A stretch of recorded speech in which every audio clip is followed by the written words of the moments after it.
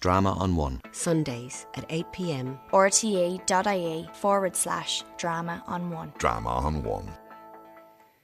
Drama on One is offered as a podcast at rte.ie/drama on one, and of course here on Sunday nights on RTE Radio 1. This year we're celebrating the 120th anniversary of the birth of Samuel Beckett. And tonight we'll hear a special omnibus edition of Bowman's Sunday 8:30, featuring a treasure trove of commentary from the archives on Beckett's life and work. The presenter is John Bowman.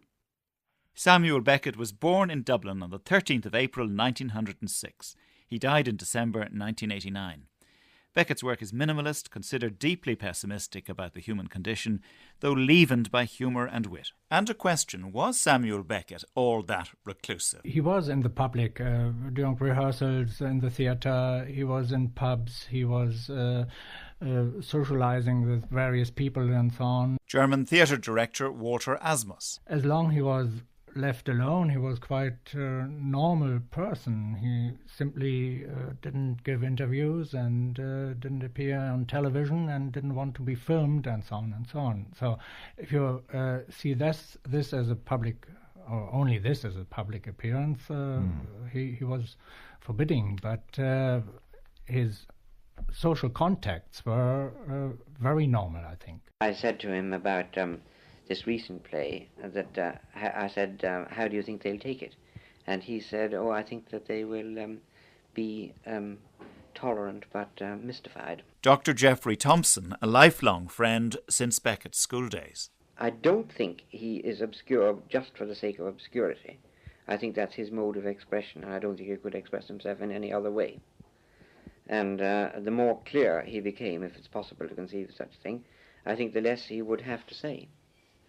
He has told me on several occasions that his actual method of writing has changed a lot over the years, that it's become more and more laborious and more difficult and more slow. That he wrote Godot. Godot was produced here.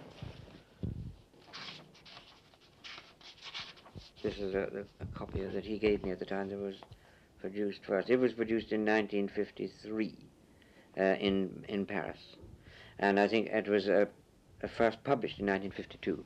I think he wrote it in the winter of 51-52, and he wrote that in an exercise book, he told me, with straight off like that, starting at the beginning of the book and writing just on one side of the page right through to the end, turned the book over and wrote back again on the other side of the pages, and with very, very few corrections, and completed it in a very short time. But I remember at the time that it came out, when I was talking to him about this, he said that it was written with great facility and fluidity, but when it was finished he could hardly remember having written it. And he made very few corrections in it. But as he's gone on writing, he's had to put more and more work into it. It's come less easily to him. And it's almost as if he feels that as he goes on, the distance that he has, the freedom that he has at his disposal, becomes less and less, and his work his writing has come to involve much more work and labour now than it used to do, and have much more corrections. Beckett's publisher, John Calder, in Seamus Hosey's programme All the Dead Voices, compared Beckett to St. Francis of Assisi. Well, I think there's a great many comparisons to be made between them. First of all, St. Francis of Assisi was not only a saint, but also a humanist who attacked the corruption and the materialism of his own age. And I think Beckett does exactly the same thing today, but in a rather different way, of course. But there's something very saint-like about Beckett. I mean, he's very worried about the state of humanity, and he describes the state of humanity. And I think he shows us the way to be nicer to each other than we are. And all his plays and his novels really carry the same message, that life is pretty terrible, and most of us have to live it, but that we can share our problems and we can share our anxieties, and that just being kind to other people relieves the tension to a great extent. You know, I think there are great parallels between their lives. I mean, they both came from fairly well-off families, and both simply rejected normal comforts and luxuries which they could have had in order to live rather simple monastic lives. And Beckett he's never more uncomfortable than when he's in a very luxurious restaurant or a very luxurious setting. I mean, he lives extremely simply. I mean, his flat in Paris is like a monk's cell, and he lived almost entirely inside his own mind. So I think the comparisons there are very great, but of course I went into his work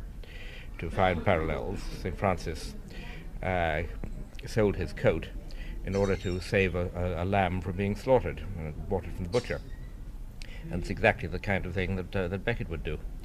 In fact, in Godot, at one point where I made the comparison, Vladimir takes off his coat to cover Estragon when he falls asleep, although he himself is very cold and has to keep walking up and down.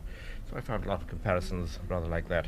In the meantime, let us try and converse calmly, since we're incapable of keeping silent. You're right, we're inexhaustible. It's so we won't think. We have that excuse. It's so we won't hear. We have our reasons. All the dead voices.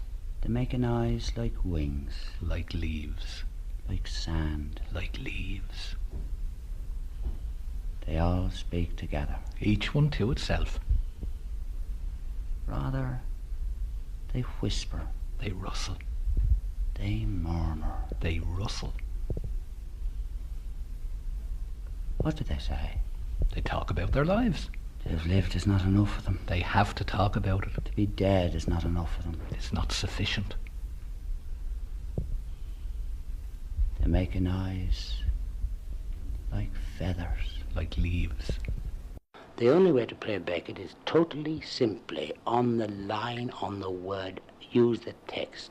Actor Patrick McGee on playing Beckett. Any half-wit who follows the stage directions of any Beckett play, absolutely to the letter, cannot fail. Is it an advantage to have Sam Beckett around to watch? An enormous advantage to have Sam Beckett around. To have Sam Beckett around, even if he's not to do with the play, just to have Sam Beckett around is an enormous advantage. The man has courage, dignity, and good manners. And he's very funny and he's very witty. And I love him dearly. Well, how does he help during a play, during rehearsal? He helps by making things simpler, by clarifying things. Things which look enormously difficult, he can clarify, simplify, make clearer. That's how he helps. I mean, I've never worked without him. The actress Billie Whitelaw worked alongside Beckett during rehearsals of his plays. This is the first time, actually, I've just worked with him alone, nobody else there. And I just feel safe. I know he knows what he wants. He gives me the feeling that he thinks that I can give him what he wants. And he works with such love in the full meaning of the word. And he wants you to get there. He wants you to do it. And he wants you to hit the right notes and the right rhythms. And obviously one trusts him implicitly. And I think perhaps he gives me the feeling anyway that he trusts me to actually, I will get there perhaps, if not by the opening night, a week later. Hugh Kenner was the first academic to publish a critical appraisal of Beckett's work. His central preoccupation is probably the nature of sincerity. What are you doing when you are making a statement that comes from your deepest self? And is there a self beneath that self? The books and the plays increasingly confront a character with voices coming from deeper and deeper levels of his own being, so that he does not know himself where they are coming from, is astonished by these voices and is accused by them. I think that in this man of genius there is a great deal more laughter than we sometimes allow, or than some of the brilliant productions would let the spectator know. The critic George Steiner emphasised the huge academic literature extant. So many books about Samuel Beckett, his alleged nihilism, his vision of a desperate world coming to an end. If we think on some of the geniuses of the silent film, and I have Buster Keaton particularly in mind, or the never-speaking, omnipresent Harpo Marx. If we think back on the routines of slapstick which they developed, we see something very fascinating, which art really didn't show before, that there can be, perhaps I don't find the right word here, a slapstick of the mind, that there can be a clowning of the brain with wonderfully intricate routines of custard pie on the nose and the wall falling down when Buster Keaton takes his hand away. Shocks of verbal acrobatics which are at once profoundly pathetic and wonderfully funny. Arlen Usher, philosopher and writer, wrote these notes, his assessment of Beckett, Beckett's reputation, and his own memories of their friendship in Trinity as students in the 1920s. He was nearly always the best of company, but I have sometimes thought his theatre might be described as Hamlet, not without the prince, but without any characters except the grave-digger clowns. Certainly the churchyard scene in Hamlet, slightly modernized, would make an excellent Beckett play.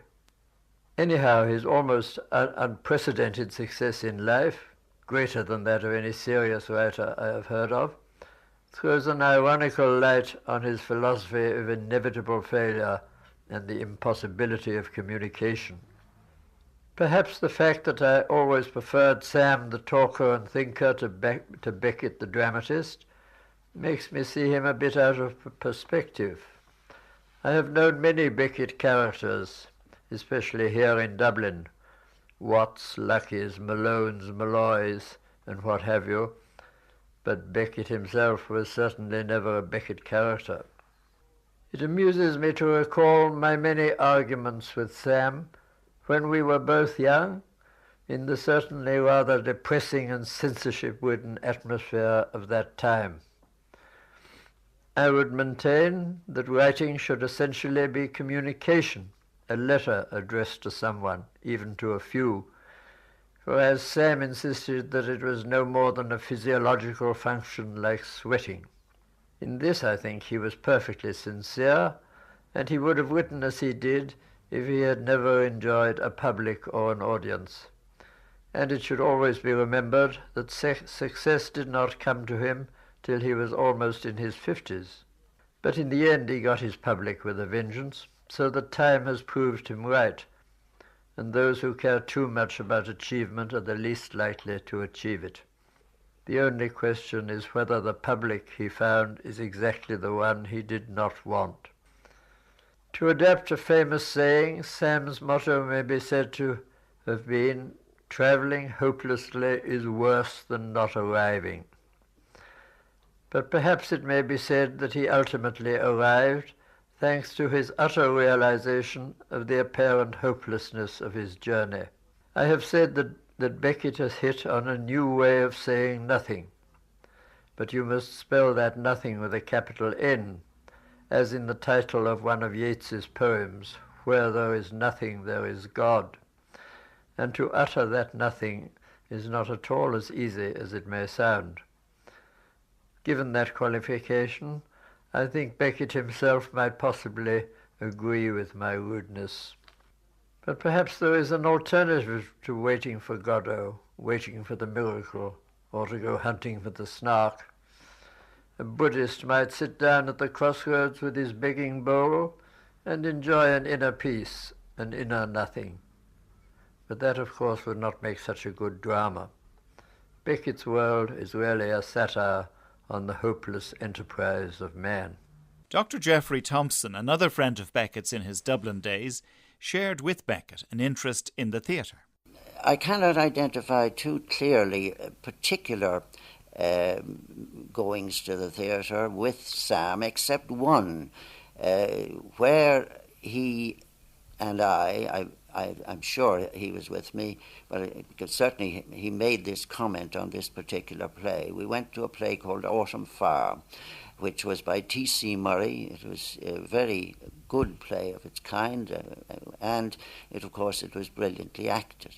And one of the famous Abbey actors, Michael Dolan, carried the part of a middle-aged farmer who was full of strength and virility, and who had a young wife.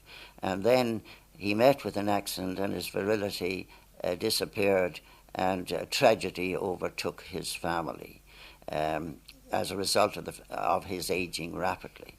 And I remember Sam remarking at that time, seeing Michael Dolan acting, about how much his hands came into expressing his feelings when, as a man who was maimed and stricken, he had all these tragic occurrences falling upon him. Another friend, and to remain a close friend for the rest of their lives, was the writer and critic A.J. Con Leventhal. He recalled their first meeting as students. Fairly clearly, it was in Duke Street, at the top of what at one time was a French bookshop, where one forgets names, unfortunately, but this man wrote a work on Irish archaeology, and he lived there and had an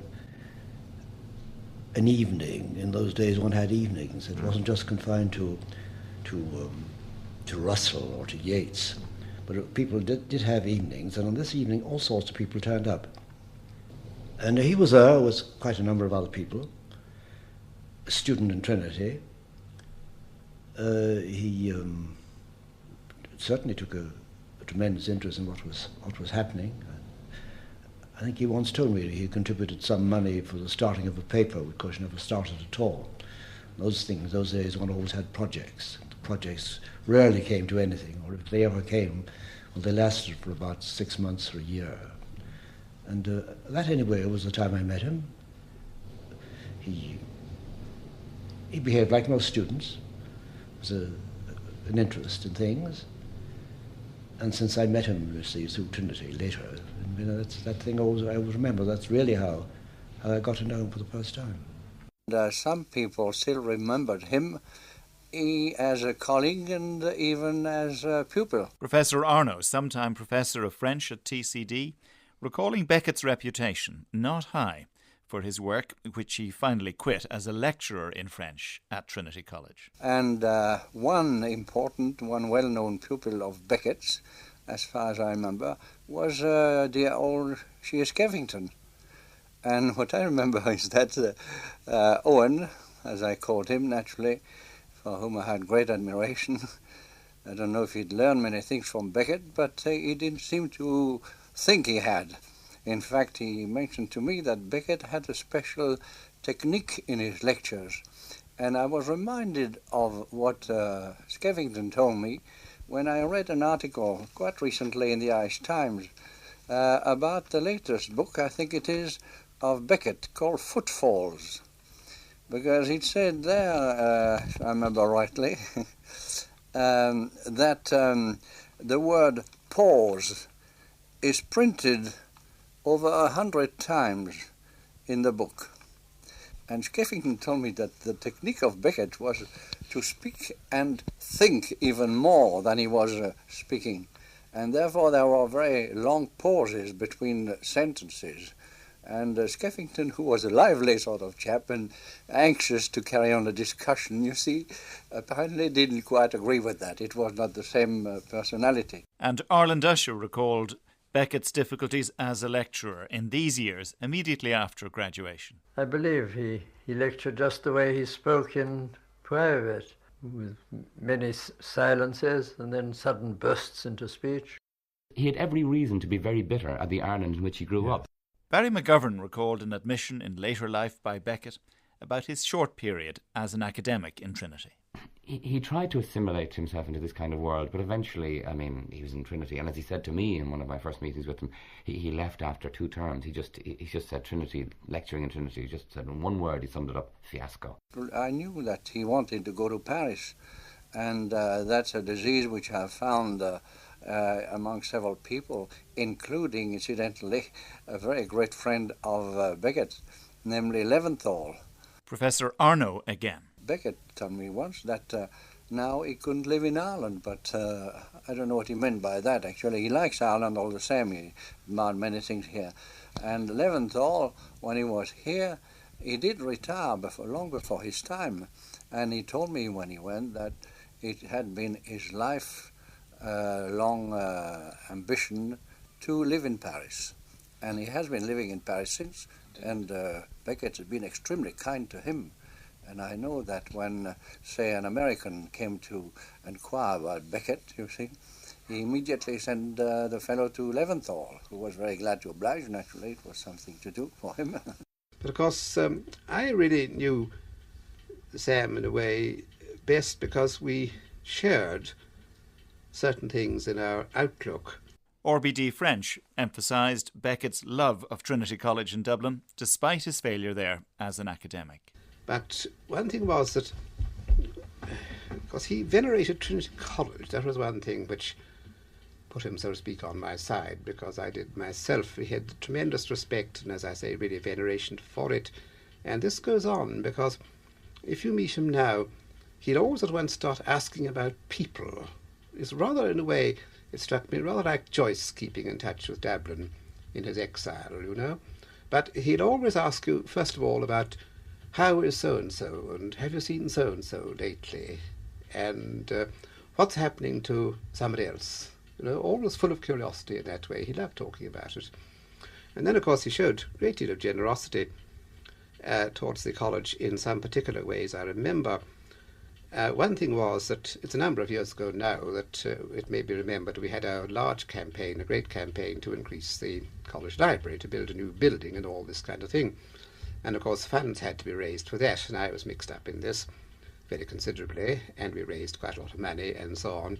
And I remember Sam, as his contribution, giving us the American rights of Krapp's last tape. I think they were called off-Broadway rights or something of that kind. And we simply got the rights of those, and they amounted to a very considerable sum. And it really was a large amount of money. And we had that from him. Then later, some years later than that, the curator of the manuscript room in the library telephoned me one day and said, we are trying to do something about improving our collection of contemporary writers. And it's just occurred to me, do you think that possibly Sam Beckett could give us something, you see? So I said, well, I don't know, but I can always write to him if you like. So he said, yes, do that and see what happens. So I wrote to him and rather sort of modestly put this, as has been suggested, that he might have perhaps something knocking about, you know.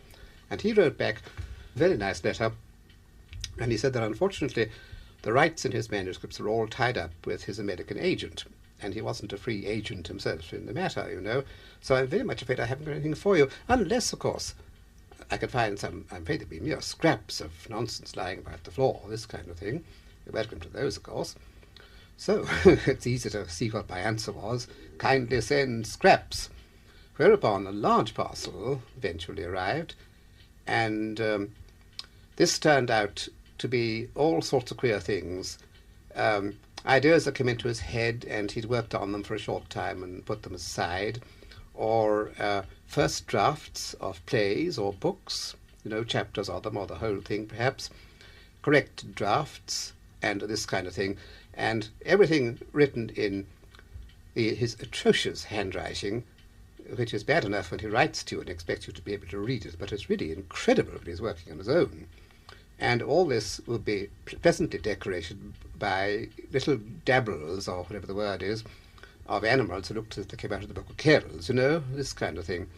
And so, at any rate, he sent this, and to put it in a material way, that is, apart from being of immense interest to scholars, looking at first drafts and changes of ideas and so on, I suppose that if you look at it in a monetary way, it must have been worth at least £1,000, I think, that, without exaggeration. So that I thought was very generous. RBD French. The popular image we have of Samuel Beckett is that of a recluse, living and writing away from the public gaze. But this is one-dimensional. He had a wide circle of friends. What he did want was to control his working day, to remain a private person, and not to find himself with any obligation to explain his work. It spoke for itself. For a photographer, he's a dream. The man has a fantastic eagle-shaped face, very Irish face. Beckett, who did not allow his voice to be recorded, did allow himself to be photographed, famously by Jane Bone of The Observer, and, as you hear here, by John Minahan from Athy, the distinguished photographer whose iconic images of Beckett are known around the world and have been seen nationally on billboards during the Beckett centenary. I mean, there's great photographs of Beckett, but he's very easy man to photograph and indeed likes the camera. I suspect he probably likes the camera more than his own voice, which he still has that, slight Dublin note to it. I found the man very giving. He was very hospitable to me because I don't talk to him about his work. I'm not a Beckettian scholar. I'm a photographer. He's an Irishman. I'm an Irish photographer, and I wanted to photograph him. He'd seen my work in Athy, and from that moment on, the relationship was based on, like, what's the price of a pint of Guinness in Dublin? Have you been back lately? He helped me, and that was great. I mean, that was nice. Beckett was difficult to reach. He had a telephone, but gave nobody the number. His phone did not ring. It made outgoing calls only. There is a third man besides the public and the private, and that is the media image of Beckett. This is Colm O'Brien, recalling a period when he was director of the Arts Council. But it's an entirely media construct. It doesn't relate to the man, it doesn't relate to his works, because his lifestyle wasn't such that gave the tittle-tattle, the kind of bric-a-brac of modern journalism about his private life, about his work, about so forth, where he was mixing, what parties he was at. The media had to construct this austere man, but he was not austere. Was he not? No. Now, you met him, Colm, didn't you? Once. I met him once in 1983. And I believe he was very accommodating to people who visited or wrote to him. Well, I wrote to him saying I was coming to Paris and I'd like to have a discussion with him about Aistóna, which was what I wanted to discuss with him. And when I arrived in Paris, he phoned me in the hotel and said, come round in the morning. He phoned you? Yes. And I spent a morning with him. As I said, the purpose of my meeting with him was to discuss the whole background to the setting up of Aistóna, and hopefully to persuade him even to consider coming back to Dublin for the first meeting. But, of course, it was a vain task.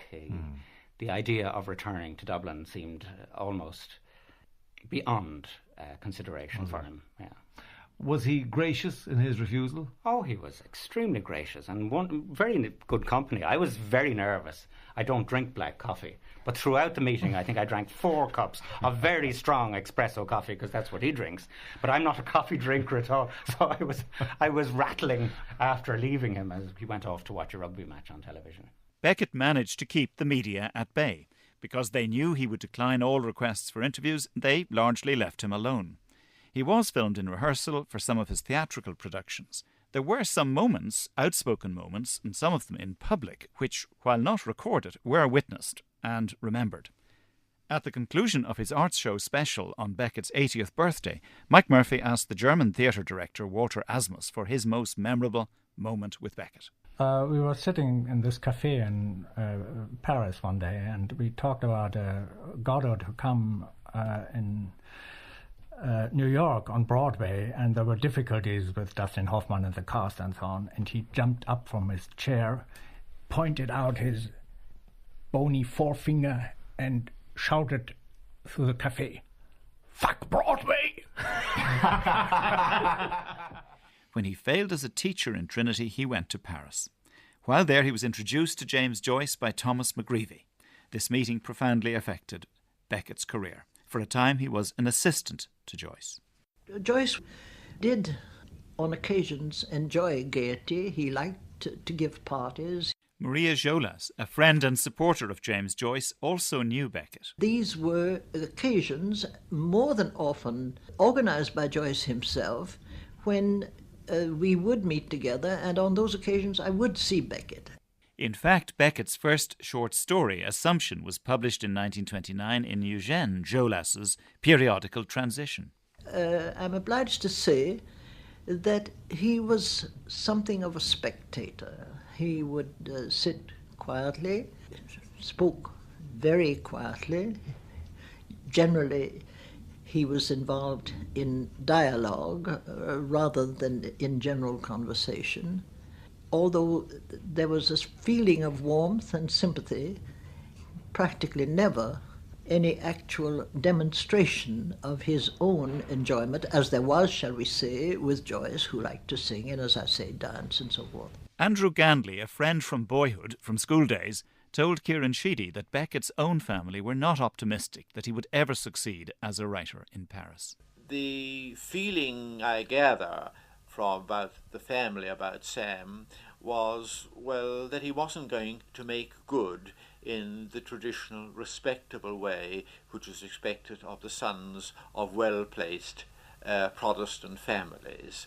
And I believe he was given a certain amount of money by his father to go and spend as he wanted, in a sense given his patrimony. I think his father, although he didn't understand Sam at all, realized he'd produced some kind of creature which was different from himself. And he gave Sam, I think, a certain amount of money and said, or may have been an allowance, and said, go and live as you will. This is what you're getting. And Sam took this and went off to Paris. I think he was completely and absolutely a dedicated writer. If he couldn't succeed as a writer, he didn't want to succeed in anything else. He would have been quite content to be recognized as a failure as a writer. He would rather have been a failed writer than a successful anything else. He only had the one idea, and the ambition was to be a writer. And what of Beckett's friendship with Lucia, Joyce's daughter, Maria Jolas? Well, that has been a sort of a morbid point of interest on the part of a good many people who since have delved deeper than it seems to me is almost decent into Joyce's own life and in that of everybody around him. I have been frequently asked whether or not there was an engagement to be married between Lucia Joyce and Sam Beckett, and my honest answer is that I don't think there was. But I do know that the presence of Beckett, along with other young men in Joyce's household, was frequent, and that Lucia was extremely friendly with them all, and that it just happens that Sam is the one who has survived. Sam is the one who, during the terrible war years after Joyce's death, was the first to return to France. He realized that Lucia was entirely isolated from her mother and her brother and other friends who could have been assistants to her, and he took it upon himself to see that she did have some contact with her past. And I think that he has been, in fact I know because I'm in contact with her myself and I hear from her, and I know that he is frequently mentioned as having sent her this or that, and has continued across the years to show her the kindness that her father or her mother would have shown her. Beckett finished writing his novel Murphy in 1936. It was to be published 2 years later. Meanwhile, he travelled around Germany, where he was unimpressed by the politics of that time. He returned to Ireland for a period, then went back to Paris after the outbreak of war in 1939, preferring, as he put it, France at war to Ireland neutral. He started writing What in 1941, completed it in 1945. It was not published until 1953. The novelist Frances Stewart, then teaching in Berlin University, was in correspondence with Beckett at this time. I remember one passage especially still because it had a special relevance to me as a writer. He said, I've nearly finished a novel. And then he added, that's to say, I've done the first chapter. Well, that struck me, I understood it completely, because I don't know whether all novelists write like that, but for me, if I've done a chapter of a novel, I could almost say I've nearly finished it, because that means the whole meditative work, which may take months, that has gone before, then the planning, and then the getting something down onto paper. And if you've got as much as a chapter done, There is a sense in which the thing is certainly more than half done. During the late 1940s and early 1950s, Beckett wrote his best-known novels Malloy, Malone Dies, and The Unnameable. But his most famous work was for the stage, Waiting for Godot, once described by the critic Vivian Mercier as a play in which nothing happens, twice. It was published in 1952, premiered in Paris in 1953. The English translation came 2 years later. What is essentially Irish to me is the rhythm, the cadences of the speech, the phrasing. Colm O'Brien. Now, even plays he originally wrote in French. In the English version, I just hear a Dublin voice. Alan Simpson staged the first English-language production of Waiting for Godot at Dublin's small experimental Pike Theatre. The way I came across it really was I'd heard about Sam a bit from various literary figures in Dublin, but I didn't know he was a playwright or anything like, or had any intention of doing that.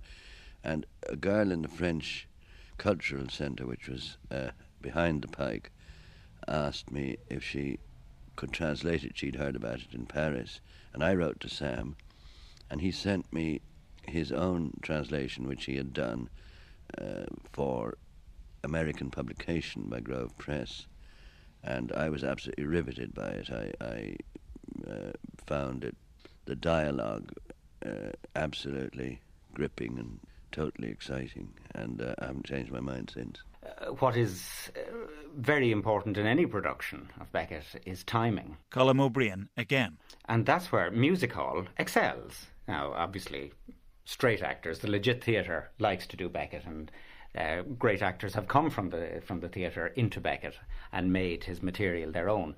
But the history of people in music hall who have responded to Beckett's material is, I think, because timing is so important. And in the music hall, timing is everything. And I think that's the other, as well as the clowning aspect of it. The sort of genre that Beckett is most comfortable in is in something as almost as flat, as straight on, as direct as music hall. Academic Hugh Kenner, who got close to Beckett, never recalled him speaking about Ireland. It never comes up spontaneously. I have had just recently a card from him containing the statement that he will not come to Dublin ever again. That's the only explicit statement about Ireland I've ever heard from him. The 1960s brought fame and international acclaim. He secretly married his wife Suzanne in 1961, thus regularising their long-standing relationship. Their motive was to accommodate to French inheritance law. He began a new career as a theatre director. He won the Nobel Prize for Literature. Lives, I think, more quietly now than he used to. Con Leventhal, a friend from his Trinity days, who also lived in Paris. He was more social when he was younger, and with the years became not less social, because he's all right as a companion, but not moving around, as he used to. He moved around for social, literary, and artistic reasons, and met people. With fame, he was more pursued, and hence didn't have to pursue. And the result is that he lives a rather quiet life, but has to take refuge on occasion. He takes the immediate defences are very good. You just can't get him on the telephone. He has a gadget by which he can phone, but others can't phone him, which is very safe. It's not enough, you see, to be excluded from the telephone book, because numbers get around. And so he has a scheme.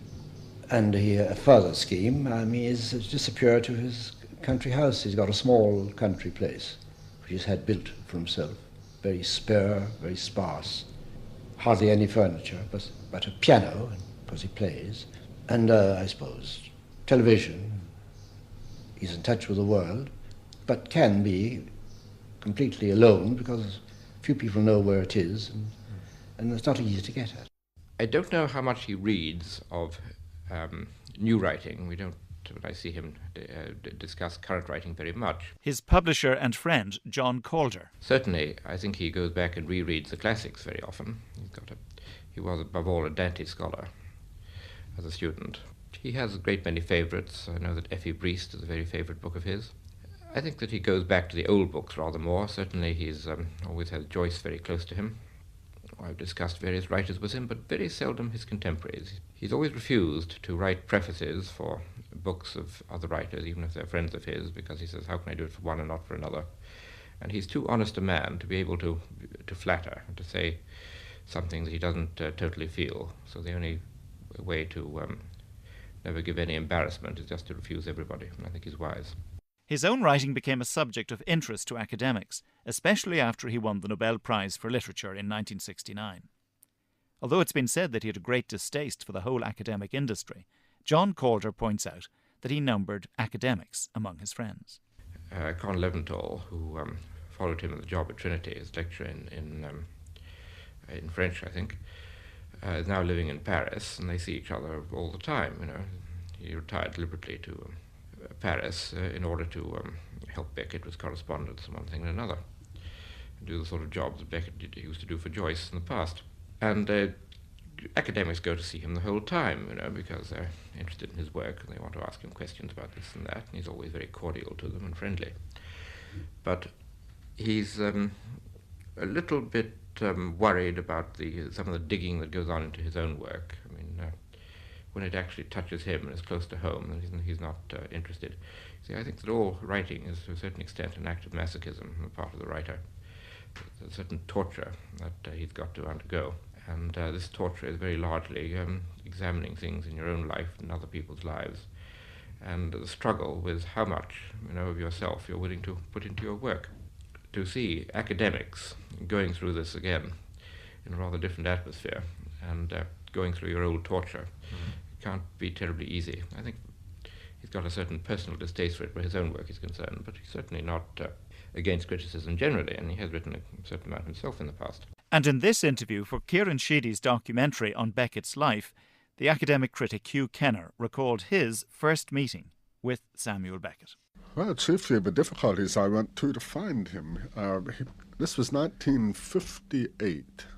Nobody had ever seen Beckett at that time, as far as I knew, and he had a reputation for never answering letters.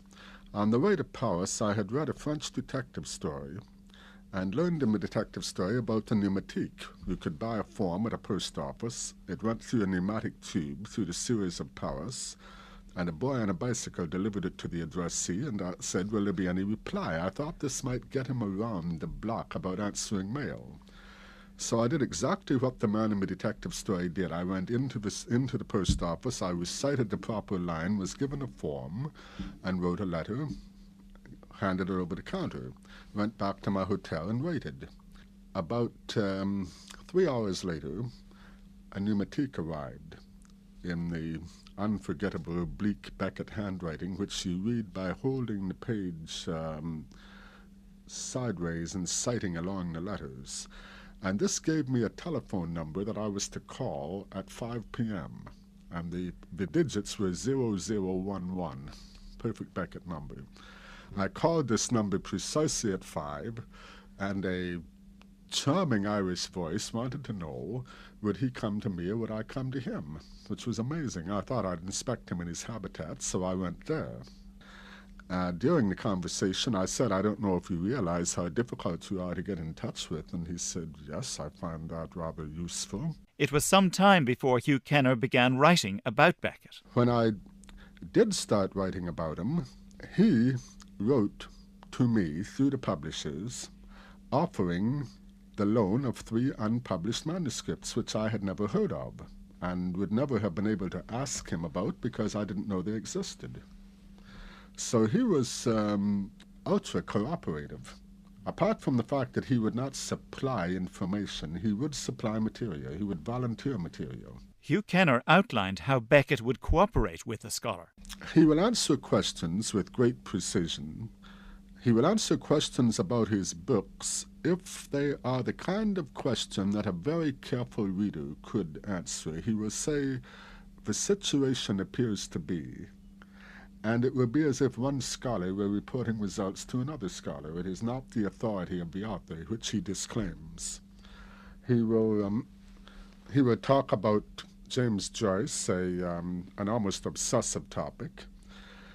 I've heard him tell 3 times in absolutely identical words on 3 different occasions the terrible story of his meeting with Ezra Pound in the 1930s and how Pound insulted him. That's something that left a deep wound. He would talk about Paris. He would make pleasant and perfectly agreeable small talk. Beckett was always insistent that he would not give interviews explaining or attempting to explain his work. The work spoke for itself, or was for the reader to interpret. Certainly, I think that it's true that one can never judge the importance of a writer or the importance of what he's done by comparing the work to its original source, which might or might not be in his life or in somebody else's life. John Calder again. It is interesting from a critical point of view, but perhaps from the public's point of view, and he's far more interested in what the public get out of his work than what the critics get out of his work. It is often better to come to a work directly, fresh, without a whole critical paraphernalia behind you, so that you compare it with another work, or you compare an incident with things that might have happened in his own life. Because Beckett's work is very enjoyable if you come to it totally fresh, without any preconceptions about it, and simply get out of it what is there. I say enjoy, of course. Enjoying Beckett is a rather special experience because he literally puts an audience through hell. He makes them look at themselves and their own lives and the lies they tell themselves, and realize that they're lies. And there's a certain act of suffering, but it's a cathartic experience. You come out of it feeling a certain sense of relief. Also, of course, all of Beckett's work has a great deal of humour in it and can be extremely funny. John Calder, in Kieran Sheedy's and Andy O'Mahony's documentary series, 30 years ago now, to celebrate Beckett's 70th birthday, recorded John Calder's evidence that Beckett had returned to a creative period at that stage of his life, having been pessimistic about the prospect of new writing some few years earlier.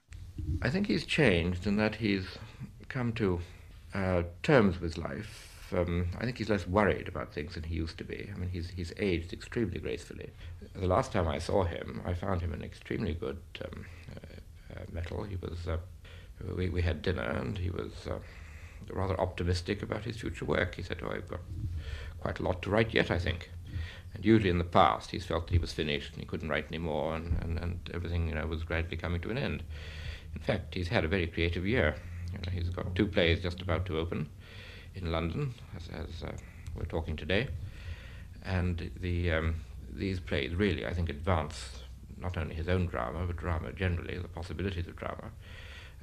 He's going through an incredibly creative period, and I hope it's going to go on for a long time yet. Oh, he talks. I mean, he says he doesn't give interviews. That doesn't mean that he doesn't talk. Con Leventhal. We'll go out very seldom. Used to go out a great deal more, but goes out less and less, stays at home, eats in family with his wife. The odd time can be seen in the Closerie des Lilas in the late afternoon, where he would have a drink. Usually with a friend, or rarely alone, and if he's alone, it's merely he's waiting to meet somebody. He has just 1 or 2 cafes that near where he lives, where he goes to, in an improved, normal French fashion, I think.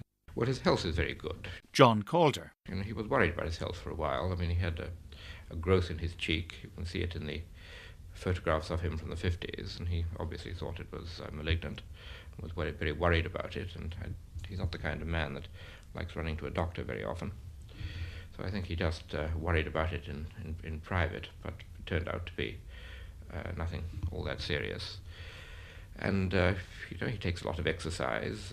He's I think, has come to terms with life very well, and he's turned into a first-class producer, director in the theatre. He's doing a lot of work himself, mostly in Germany. He's done several plays with the Schiller Theatre in Berlin. He likes the conditions of German theatres, which is totally professional, and there's no nonsense. The actors do what they're told, and take an interest in the work. And the whole approach is different from many other places. And he's produced his own work in Paris, and now he's been doing it in Britain as well.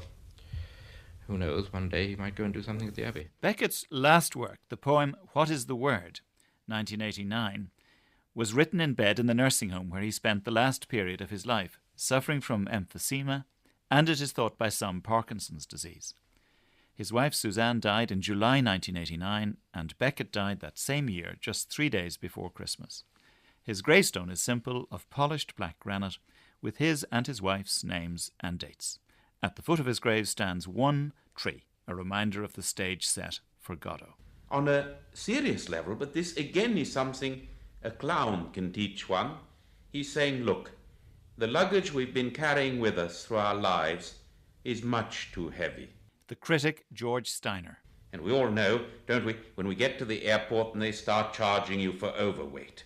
This is a man who says, why so much overweight? We can do with much less.